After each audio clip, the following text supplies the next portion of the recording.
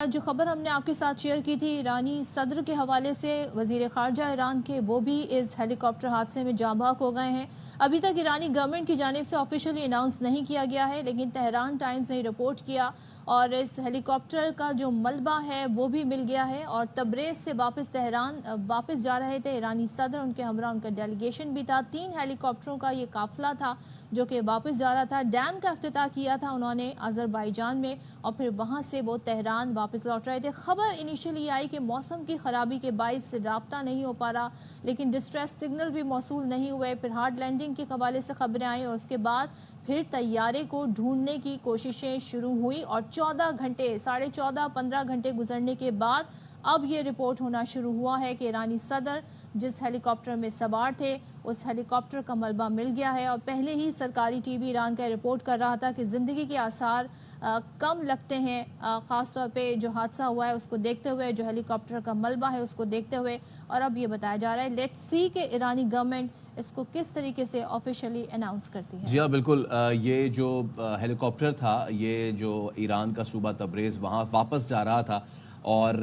اس میں نہ صرف ایرانی صدر ابراہیم رئیسی سوار تھے بلکہ وزیر جو خارجہ تھے وہ بھی اس میں سوار تھے، اور تبریز کے گورنر بھی اس میں سوار تھے، اور اب جتنے بھی اس میں افراد تھے سوار، اس کے حوالے سے کہا جا رہا ہے کہ وہ سب جاں بحق ہو چکے ہیں۔ اور بہت ہی افسوس کے ساتھ ہم آپ تک یہ خبر پہنچا رہے ہیں کہ ایران کے سرکاری ٹی وی نے تصدیق کی ہے کہ ایرانی صدر ابراہیم رئیسی، وزیر خارجہ امیر حسن عبداللہیان اور دیگر مسافر جو ہے وہ اس اتوار کے ہیلی کاپٹر حادثے میں ہلاک ہو گئے ہیں۔ خرابی موسم کی وجہ سے اس کو ہارڈ لینڈنگ کرنی پڑی تھی اس ہیلی کاپٹر کو، اور ہم آپ کو دکھا بھی رہے ہیں وہ علاقہ جہاں پہ یہ افسوسناک واقعہ پیش آیا تھا۔ جب یہ کریش کیا تھا اس وقت موسم بھی خراب تھا، اور یہ وہ ڈیبری اس ہیلی کاپٹر کی بھی اس کے بعد دیکھی جا سکتی ہے کہ جس کی صرف ٹیل جو ہے وہ نظر آ رہی ہے، باقی جو پورا کا پورا ہیلی کاپٹر ہے وہ اس وقت ڈیبری میں کنورٹ ہو چکا ہے۔ اور یہ helicopter twin engine twin blade یہ ہیلی کاپٹر تھا،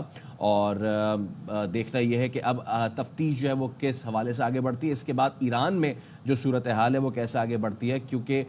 گزشتہ کئی دنوں سے نہ صرف یہ کہ ایکسٹرنل جو خطے کی پالیٹکس تھی اس سے بھی نبرد آزما تھے صدر ابراہیم رئیسی، لیکن جو انٹرنل ایران کی سچویشن تھی اس سے بھی جو ہے that was a challenge for him as well. اس کے ساتھ ساتھ وہ اپنے سٹانس کو، جو کہ ان کا اسرائیل مخالف سٹانس تھا، اس کو اپنے دوست ممالک میں بھی وہ لے جا کے اور اس پہ مہر ثبت کروا رہے تھے۔ اس میں پاکستان جو تھا، پاکستان بھی وہ آئے تھے۔ اس کے علاوہ ان کے سر جاتا ہے کافی عرصے بعد سعودی ایران جو ٹینشن تھی اس کو کم کرنے کا سہرا بھی ایرانی صدر ابراہیم رئیسی کے سر جاتا ہے، لیکن اب سچویشن آگے کیا بنے گی that has to be seen. Tehran Times کے مطابق تو ایرانی وزیر خارجہ اور ایرانی صدر ابراہیم رئیسی اس ہیلی کاپٹر حادثے میں جاں بحق ہو چکے ہیں۔ تھوڑا سا ہم آپ کو ابراہیم رئیسی کی شخصیت کے حوالے سے بتائیں۔ 1960 میں ایران کے شہر مشہد میں پیدا ہوئے تھے، اور ایک طالب علم کے طور پر انہوں نے مغربی حمایت یافتہ شاعران کے خلاف مظاہروں میں حصہ لیا تھا۔ اور جو ایران کی اگر ہم بات کریں 1979 میں جو انقلاب آیا تھا ایران میں، تو آیت اللہ روح اللہ خامنئی کی قیادت میں اسلامی انقلاب کے بعد یہ معزول ہو گئے تھے۔ اس کے بعد ہم نے دیکھا کہ انقلاب میں حصہ لیا، اور عدلیہ میں ان کی شمولیت ہوئی، اور کئی شہروں میں پروسیکیوٹر کی حیثیت سے انہوں نے خدمات سر انجام دی، اور آیت اللہ خامنئی کی زیر تربیت بھی تھے۔ اور بعد میں ہم نے یہ دیکھا کہ یہ مختلف امور پر مختلف عہدوں پر تعینات رہے۔ چند برس قبل ابراہیم رئیسی عدلیہ کے کئی دیگر ارکان، اس وقت کے نائب سپریم لیڈر آیت اللہ حسین علی منتظری کے درمیان ہونے والی ایک گفتگو بھی آڈیو لیک ہوئی تھی۔ تو جو انٹرنل معاملات ہیں وہ بھی بڑے میٹر کرتے ہیں ساری صورتحال میں۔ اور پھر 2014 میں ہم نے دیکھا کہ پروسیکیوٹر جنرل مقرر ہوئے، اور پہلے تہران کے پروسیکیوٹر، پھر اسٹیٹ انسٹیٹیوٹ آرگنائزیشن کے سربراہ، اور عدلیہ کے پہلے نائب سربراہ کے طور پر بھی انہوں نے خدمات انجام دی۔ 2017 میں رئیسی نے صدارت کا امیدوار بن کر وہاں پر موجود مبصرین کو حیران کر دیا تھا، اور انتخابات میں اکثریت سے انہوں نے ووٹ حاصل کیے تھے، اور بھاری اکثریت سے دوسری مرتبہ کامیابی حاصل کر کے ایران کے صدر بنے تھے۔ آیت اللہ خامنئی کے جو قریبی لوگ ہیں ان میں جانے جاتے ہیں، متوقع جانشین کے طور پر بھی جانے جاتے ہیں ابراہیم رئیسی، اور پھر ہم نے دیکھا کہ ان کی جو پالیسی رہی وہ تسلسل رہا، ایران کی جو ایک طریقے سے مغرب کے خلاف پالیسی ہیں، جو ان کے نیوکلیر پروگرام کو لے کر پالیسی ہیں، ماضی میں ایران میں ہم نے دیکھا سینکشنز بھی لگتے رہے ان کے نیوکلیر پروگرام کو لے کر، اور جو ان کا ایک ہارڈ سٹانس ہے اس کو لے کر مڈل ایسٹ کی سیاست میں ایران کے رول کو کسی بھی طریقے سے نظر انداز نہیں کیا جا سکتا۔ اور جو حالیہ اٹیک ہوا اسرائیل پر حزب اللہ کی جانب سے، اس میں بھی تانے بانے اسرائیل نے جوڑے تھے ایران پر، پھر ہم نے چپقلش بھی دیکھی تھی ایران اور اسرائیل کے درمیان، ان کی ایمبیسی کو اٹیک کیا تھا اسرائیل نے، پھر اس کا جواب بھی دیا تھا، ریٹیلیشن بھی ہوئی تھی، لیکن اوور آل ایران جو ہے اپنی سرزمین ہم نے دیکھا ہے بڑا پیسفل رکھتا ہے، اور جو کہ بتایا جاتا ہے کہ ایک طریقہ واردات ہے جو پوری صورتحال میں اس مڈل ایسٹ کی جو ہم دیکھتے ہیں اس میں پراکسیز کے ذریعے جنگ لڑی جاتی ہے، جس میں ایران کا نام لیا جاتا ہے کہ وہ بھی اس میں شامل ہیں، ان کے گروپ بھی اس میں حصہ لیتے ہیں۔ اچھا، جو ابتدائی مناظر فضائی مناظر آئے تھے،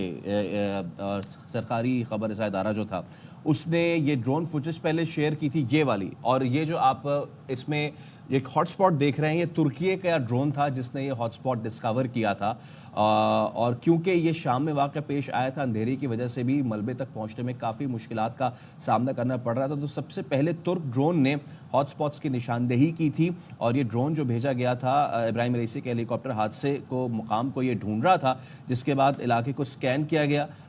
اس ڈرون نے تھرمل سورس معلوم کیا، جس کے بعد پھر یہاں دیگر ٹیمز پہنچی، اور اب جو اس وقت کنکلوزیو یہ جو فوٹیج سامنے نظر آ رہی ہے، یہ جو ہیلی کاپٹر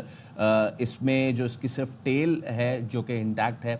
اور اس کے علاوہ باقی پوری جو ہیلی کاپٹر کی باڈی ہے وہ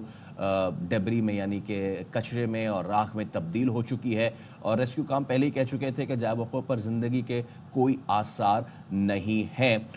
ہم کوشش بھی کر رہے ہیں کہ معلوم کر سکیں کسی ایویشن ایکسپرٹ سے کہ یہ ہیلی کاپٹر یہ کس طرح کا ہیلی کاپٹر تھا، ظاہر سی بات ہے 1967 سے پہلے کا یہ سروس میں تھا،